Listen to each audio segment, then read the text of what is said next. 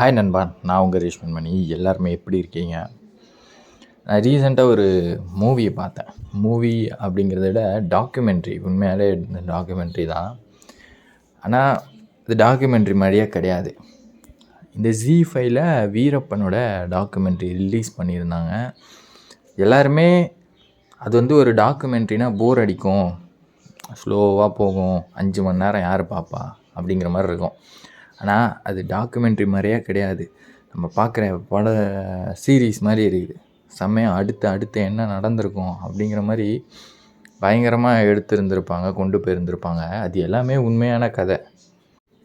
வீரப்பன் அவர்களை பற்றி போலீஸ் ஒன்று சொல்லும், மக்கள் ஒன்று சொல்லுவாங்க. அதெல்லாம் தாண்டி எது நேர்மையான ஒரு விஷயம், என்ன தான் நடந்தது அப்படிங்கிறத வீரப்பனே சொல்லக்கூடிய ஒரு இன்டர்வியூ தான் அது.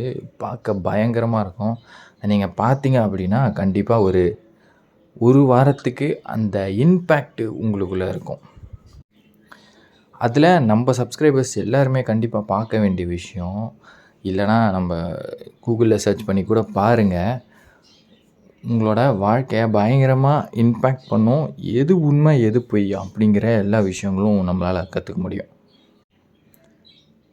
இந்த படத்தில் மூவி ரிவ்யூவரை நிறையா பேர் கூப்பிட்டு போய் படம் பார்க்க வச்சுருந்துருக்காங்க.